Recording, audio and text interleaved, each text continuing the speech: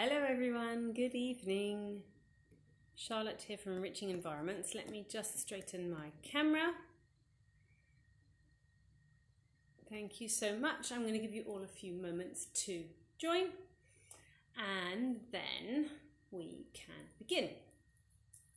So this evening's topic is why we don't correct our children when they get something wrong. And by getting something wrong, I mean wearing their t-shirt. Hello, Eco Glitter. When I say getting something wrong, I mean when they put their t-shirt on back to front, or they put shoes on opposite feet, or what other cute things do they do? Oh, when they write their letters or their numbers upside down. So that's what we're going to discuss this evening. We are going to discuss why we don't correct them. We are going to discuss why they're doing these things wrong, and I'm going to delve a little bit into why it's actually all about us and our process in allowing our children to have their process, which is more important than them doing things correctly. So let's begin. I have put together 9 bullet points for this topic this evening. And as you all know, those of you who follow me and come to a lot of my Instagram lives, a bullet point for me could mean 1,000 words. So I'm going to try and stick to my 9 bullet points and be succinct this evening, and you can let me know how I get on. So the first bullet point on my list of why we don't correct our children is that, say for example, your 3-year-old, 3-year-old, however old your child is, has just run in to the sitting room with sheer joy and delight on their face because they've put their t-shirt on. And you, instead of acknowledging that they've got dressed, the first thing that you do as a parent or the adult caregiver, whatever role you are, is you point out that the t-shirt's on back to front. Now, what that does is that takes away the child's pleasure in their achievement. They've done a huge task. It is a monumental task for a young child to, hello, our secret lab, thank you for joining. It is a monumental task for a young child to get dressed on their own, whether they're partially doing it at 18 months, or they're fully doing it at 2.5, or fully doing it at 4, whatever age it is. This is a huge task for them. And so when they come in running with their t-shirt on back to front, or inside out, or both, Harry was actually both yesterday, it was on back to front and inside out, it's so cute. If we then interject with, oh, it's on the wrong way, or you've done it wrong, or your shoes are on the wrong feet, we've taken away their pleasure in that achievement. And that is actually really, really mean. I think that's really mean. And who are we to take away that pleasure? Their pleasure is on what they've achieved. And what we can do is just be really in that moment with them and really just see the delight on their face. And, depending on the age or the character of your child, they might say, me did it, or me did it by myself, or I got dressed, or whatever, I put my t-shirt on, whatever it is. But it's so beautiful that they are doing it for themselves. So let's just be in that moment with them and acknowledge it. And it doesn't need to be a fanfare. It can just be, yeah, you got dressed by yourself. I saw you did that, or you did that, or just a big smile. And oh, you look so smart now. You've got dressed. We're ready to go, or whatever. It's just something. An acknowledgement and appreciation of their effort. It doesn't need to be lengthy praise, but just seeing them, all human beings want to be seen and we want to be heard. And just acknowledging their effort without correcting, just accepting that it's perfect. What they have done, their work is perfect as it is. That is a way that we allow our children to be seen. And actually, the last time we discussed this, I made a point that the time frame from which in which children do put their clothes inside out and back to front and don't realize is actually really, really short. So Harry's 3 and 8 months. He'll be 4 in March, and he's been getting dressed on his own since 2. So it's really only from 2 until 4 or as soon as they become independent in dressing, that they do this, the back to front and the inside out. And once they get to around 4, they don't do it anymore because they realise. And actually it's really sad when they don't do it anymore, because that little innocence, that little window of early childhood has gone. And so actually when your child runs in with a t-shirt on back to front, or the feet on the shoes on the opposite feet, just keep that in your heart, because they're not going to do it forever. And just savour it for one of those gorgeous moments, and make sure you take a photo as well. It doesn't last forever. Just enjoy that they are getting dressed themselves. That's all we need to do in that moment. So that was number 1. Don't take away their pleasure in doing things for themselves. That's why we don't correct them. Number 2, if we're correcting when they've done this work, whatever it is, whether it's writing and the numbers are upside down and back to front, whether it's putting the shoes on the opposite feet, or whether it's a t-shirt on back to front, we are sending a subtle but powerful message that actually what they're doing is not enough. If as soon as they've achieved something, we essentially are criticising them, saying that they need to do it differently, we're saying that they're not enough. No one wants to hear that message, not you as an adult or your child. We should be their champions as their parents and caregivers. So we don't need to say anything. We don't need to correct them. The work they've done is perfect as it is. So they are enough. What they've done enough. What we can do is just see them, as I said before in point 1. Just acknowledge the effort they've made, and that's all we need to do. Number 3. If we are correcting our child's effort in this way, say, even if it's mopping the floor or cleaning the window or getting dressed or what have you, what we are doing is we are completely misunderstanding child development, and we are misunderstanding what a child is capable of and what a child's focus is on in the early years. In the early years, a young child is focused on the process. They are not outcome driven like an adult is. So in the early years, this is why a piccolini will wash the windows for half an hour, will mop the floor and use a lot of water, over and over and over again, because they're focusing on the process. They're focusing on the joy of that. They're not focusing on how clean it's going to look or how perfect it's going to look. They're not focusing on whether or not their clothes are back to front or inside out. They're focused on the actual process that they're going through. That's what's most important for them.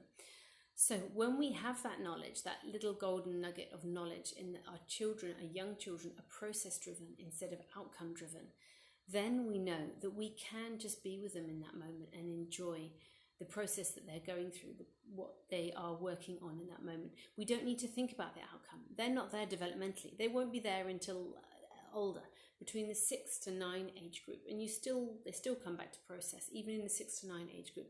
It's not till later where they are really focused on outcome. They do something like an adult does for a specific reason. In the film I showed at Yoga House last weekend, there's a beautiful quote that one of the ladies says. A toddler isn't washing dishes because she wants clean dishes. A toddler is washing dishes because she can. And that's exactly what it is. Whether your child's putting their shoes on or getting dressed or mopping the floor, cleaning the window or writing, they are doing that because they can. They are not doing it for perfection. And that's a big thing for us to understand as adults when we're watching our children or other children work. They are focused on the process, so let's be with them in that process, in that moment. So that's point 3. Point number 4 on why we do not correct our children when they've worked on something themselves is, this is an interesting one, a really good one for putting shoes on the opposite feet, actually. Correction actually lessens their... Hi, Sabine. Oops. Correction lessens our child's opportunity, diminishes our child's opportunity for self-correction. So if, for example, a child has put their shoes on back to front, on the opposite feet, what's going to happen over a period of time? Obviously, if you or I did that, we'd feel that. We'd have a sensory impression on our feet that our shoes are on the wrong feet, even if we put them on blindfolded, for example. A child grows into that sensory sensitivity. A young child won't realize, won't feel that their feet, that their shoes are on the opposite feet. But the more they wear shoes, the more their senses develop, the more they become aware of their body in space and proprioception and all of those things, the more that they will come to realize that it's uncomfortable wearing shoes on the opposite feet. And then the other way is the way that's more comfortable. So if we, when they run in with their shoes on the opposite feet, if we correct them straight away, we haven't let them feel that in their bodies. They don't, they'll switch their shoes, probably, unless you've got a feisty one who won't. They'll probably swap their shoes to the correct foot, to the comfortable feet in each shoe. But they wouldn't have learned anything by that. We lessen their opportunities to self-correct, to auto-correct, to problem solve if we are correcting them. If their t-shirt's on back to front, when they are 3.5, coming up to 4, they're going to look in the mirror and they're going to realize that the logo that they wanted, they can't see, or inside out, and they can't see the pattern properly. But that's their process. If they look in the mirror and they don't notice, that's fine. That's just how it is. That's how they've got dressed. But over a period of time, one day they might notice their t-shirts on back to front or inside out. And the next day they might not notice. But do you know what I mean? This is a process. If we are correcting them for things that really, really don't matter in the big scheme of things, if we are correcting them, then there is an opportunity that is missed. There's an opportunity that's lost for them to develop at their own pace and for them to self-correct.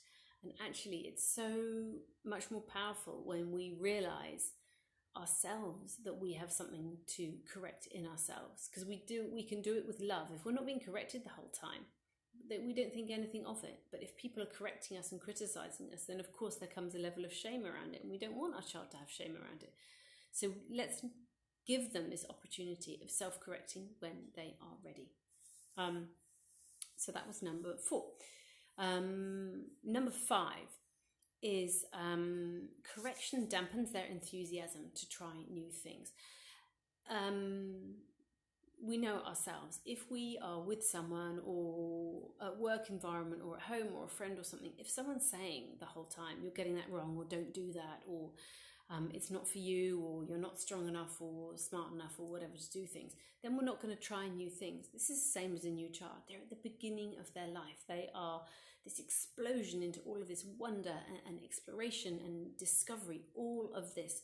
And if we are dampening their enthusiasm by correcting them every time they do their letters wrong or put the shoes on back to front, all of those things, I mean, imagine it for an adult. It's pretty tiresome, isn't it? And it's the same for a child, We don't want their enthusiasm to be dampened. We want them to be alive with the joy and wonder of life.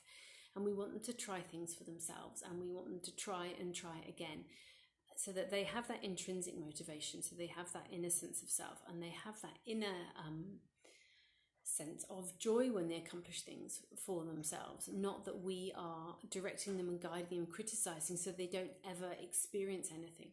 We want them to allow their own inner wisdom essentially to come up, and then as they're older they'll be making different choices and they will decide what looks right for them or feels right for them. But let's not dampen their enthusiasm. Let's let them, when they're little, do as much as possible on their own, and then just leave it. If you've got something wrong, it doesn't matter, just leave it. And then over time they will get to a stage where they can realize that there's something not quite right and they can try it differently. But it's their choice and their power, not ours. Oh yes, I'm sorry, there's a really good point that I put that I haven't mentioned about correction. If we correct them the whole time and their enthusiasm is dampened for trying new things, then this actually will, over a longer period of time, this is going to make them more passive on us and more dependent upon us, because they're going to be too fearful of trying new things. And we definitely don't want that, do we? I think we all agree that we want autonomous, capable, giving, loving children, so we can all work together to make the world a more peaceful and more harmonious place. we don't want to make our children really passive and really dependent upon us, do we? We want them to go out in the world and give the gifts that they've been given to the world. So don't dampen their enthusiasm. We can let them try what they need to try, make the mistakes they need to make, and be there in support. So that was number 5. Number 6, this is an interesting one because it can be quite nuanced. So number 6 is that why we don't correct our child is that if we are correcting our child because they've done something differently to the way we've done it, we're just sending them a message that the way we think things should be done is the only way, and what they're doing is wrong. And I don't think that's what we want to convey. I think what we really want to convey is that everyone's different in the world. We all may look different on the outside, and we all may behave in different ways, but on the inside we are all the same, and everyone looks different and behaves differently, and everyone is going to approach different problems or situations or anything in life with a different viewpoint and a different perspective, and that is something to be celebrated. So let's not just insist on our way of doing things. And don't get me wrong, this can be really uncomfortable. My eldest Olivia, she definitely has a way of approaching things sometimes, which is not my way of approaching it, and it's really uncomfortable sometimes. And I've really learned to sort of lean into that discomfort and let her have her say and let her approach it in her way, so she can get to whatever she wants to get to, and whether it's an explanation or working out a problem or finding a solution, whatever it is. But it really does take us to step back and allow our children to do things differently to the way that we do. We're not the oracle on everything, even though it feels like sometimes with the endless requests all day that we have to be the oracle on everything, but we're not. It's very, very healthy for them to see and to accept other ways of doing things, different ways of doing things. And it's really important, it's imperative that we allow them that space to do things differently, do things in their own way, regardless of what the outcome's going to be, regardless if they get it wrong or make a mistake, or that doesn't matter. What's important is that they get to get a strong sense of themselves. They get to see what's right for them, what feels right for them. There's a different way of doing things. Lots of people do things in different ways, and that's okay. So that's point 6. Yes, point 7, why we don't correct our child. I think I've actually covered this before. If we correct them, it just infers that we're right and they're wrong, and we don't want to have that level of arrogance, I guess, do we? What we're doing isn't necessarily right. It's how we're doing it, but it might not necessarily be right, and they're not necessarily wrong. It's just their process. Like putting the shoes on the opposite feet. Yes, the shoes weren't designed in that way, but they're going to get there. They're going to have that process of working out for themselves, and then one day they won't do it anymore. And then you'll be wishing, dying for those days to come back. When they're 4.5, you're going to be dying for those days to come back when they used to put their shoes on the opposite feet. Trust me, I've been there with Olivia. She hasn't put any of her clothes the wrong way around or her shoes for, she's going to be 6 in a few weeks, for a couple of years now. And Harry's almost getting to the end of that stage. And I'm feeling really mournful that little window of them working out the world is closing for them. So it's really poignant. So definitely celebrate it when it's happening, because you'll miss it when it's not anymore.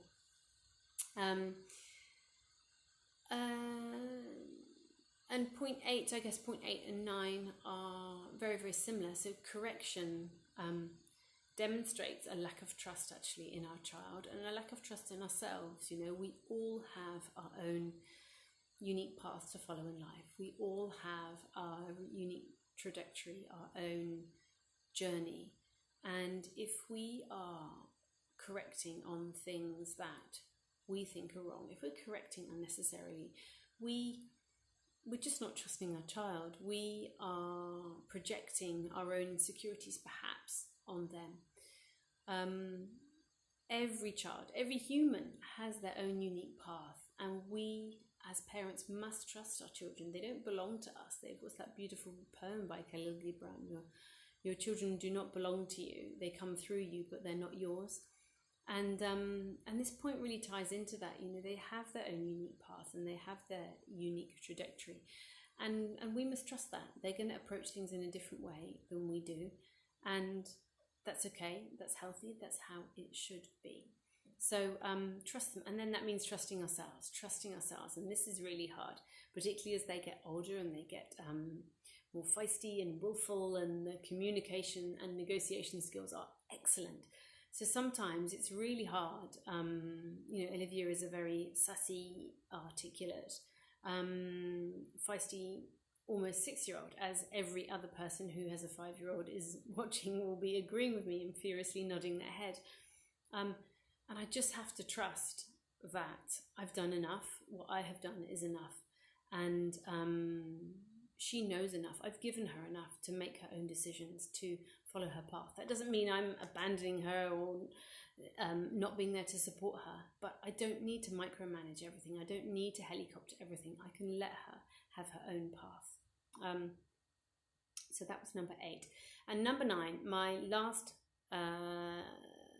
point in my list of why we don't correct our children when they have their shoes on back to front, or they have the t-shirt on, shoes on opposite feet, or the t-shirt on back to front.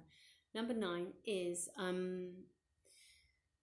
if we're correcting, then and I've sort of already covered this, it's linked to point 8, it basically just shows a lack of understanding that they're going to reach things at their own pace and their own time. There's a great quote from Dr. Montessori which says, when the child is ready, he will do it properly. And that's actually what all of this is about, whether it's the shoes or whether it's the writing upside down, the numbers or letters upside down or back to front. The child is going to get there. They are going to do it properly at some stage, properly or the way that society wants to do it. It's going to happen, but they're not quite ready yet. They have to go through different neural pathways that need to be connected. They have different brain cells to be activated in order to get that there. And the difference between a child being told and then understanding it versus a child understanding it and getting to that place themselves where they do things correctly is massive. It's huge for them because they've done it from themselves. They've got their own intrinsic sense of self-worth from accomplishing something for themselves, not being told. So this is what's really, really important. We have to trust them. We have to know that they are going to get there in their own time. And as I said in my original post, just to round up, it can be really uncomfortable, and every Tom, Dick and Harry, when you go to the park, will say, oh, you've got your t-shirt on back to front. Oh, you haven't got your shoes on the right feet. But we've just got to be really set and grounded within ourselves. We know that our child did that for themselves. We know that they're going to do it correctly or properly or whatever it is when the time is right. It can be really deeply uncomfortable when someone laughs at your child because they've got the t-shirt on back to front. And it happens to me, it happened to me yesterday with Harry with his t-shirt on back to front. And it can be really, really annoying, but actually this is our stuff. This is nothing to do with our child. Our child is just being a child, doing their thing, being process driven, not outcome driven. We want it to be outcome driven. We want the perfection of the end result because that is our stage of brain development and because our ego takes over and wants things to be perfect in a certain way. But that's not where our child is. It can be deeply uncomfortable, but I think we can handle it, can't we? So, hi Nunam. Yes, as I've said here, my other points, and also, as I said in the first bit of the post from yesterday, I believe it was, like these things are minor. They're not a big deal, but it can really bother us, can't it? It can really trigger us. So more it's to ask ourselves, why are we bothered that our child has put their t-shirt on back to front? Is it going to reflect badly on us? What are people going to think? Are they stupid? Why are they not getting it? All of these things that can trigger us. But this is all our stuff. Our child is just being a child. So there are my 9 bullet points as to why we don't correct our children. And quite simply, we have to trust their path. This is all part of their learning process. We don't need to correct them. whether it's writing the number. Olivia actually is doing a really interesting thing at the moment with writing, and she's really flying with writing at school at the moment in the elementary. She is writing not the letters back to front, but the whole word from right to left, as if she's writing Arabic.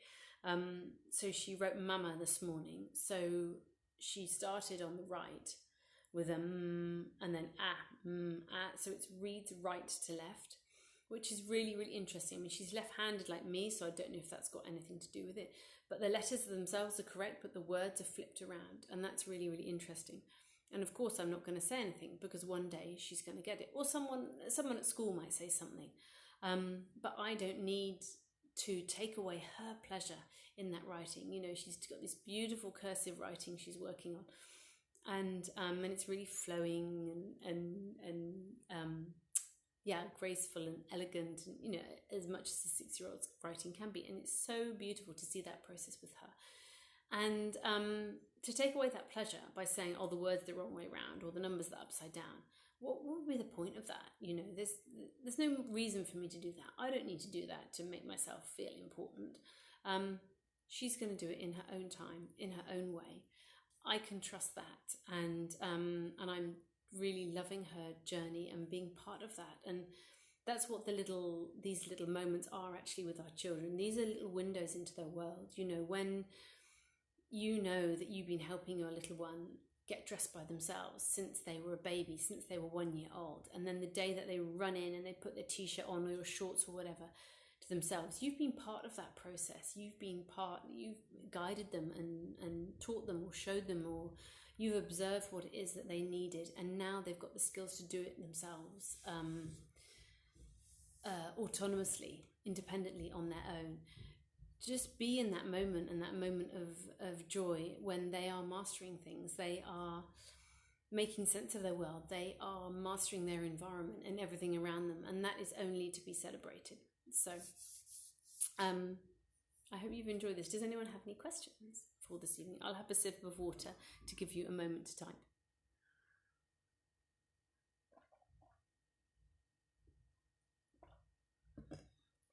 And I'll check on my bullet points if there's anything else. I don't think there are. That's everything. What else did I say in my post? My opening point was, it can really be a reflex action, can't it, to just want to correct. But I actually love it, and I'm enjoying every moment, because as I said, Harry won't be doing it for much longer. So it doesn't look as if there's any more questions. Thank you everyone for joining me this evening. Sorry, I've got loads of flies in front of the camera, can you see? And if you have any questions, as ever, DM me or send me an email, say hello at enrichingenvironments.com. Now, are there any cases where it's okay to correct our kids? So give me an example. Obviously, if they're doing something dangerous, then we need to guide them or support them. Obviously, I'm talking more things about, clothing, or even making a spill or breaking something. It's not the end of the world, as long as they're safe. If they're making a spill, they're pouring a glass of water, for example, and they've missed the lip of the glass and actually pouring it on the tray or the table, you could say, oh, look, I think that water needs to go in the glass, or something like that. Do you know what I mean? It doesn't need to be, you're doing that wrong. You can say, oh, I think you wanted the water to go in the glass. And then that's another learning opportunity, because then it's like, let's go and get a cloth from the shelf and just wipe up that spill. Do you see what I mean? If you have any examples, then you're probably typing right now, right? Then you can let me know. But this is definitely for the everyday things, I guess, that a child would do wrong. Olivia, Harry and I were talking this morning about the only 3 rules that we have in our home community, and it's the same as the rules in a Montessori classroom. And this is, you don't do anything to harm the environment and the materials in it. You don't do anything to harm each other, and you don't do anything to harm yourself. And those 3 rules pretty much cover everything. So getting their shoes on back to front, or writing a letter upside down, or putting the t-shirt on the wrong way, that's not harming themselves, it's not harming the environment, it's not harming anyone else. Do you see what I mean? So then you wouldn't correct. You only correct for those 3 reasons. Are they doing something that is potentially dangerous or damaging to themselves, potentially dangerous or damaging to another child or another family member, or are they doing something damaging or dangerous to the environment? Those are the 3 reasons. That's when you would correct a child. And that's applicable in a Montessori classroom and in your Montessori home. Or not even if you're Montessori home, in our home, in a democracy. Those are the 3 rules. Anything else you don't need to correct for.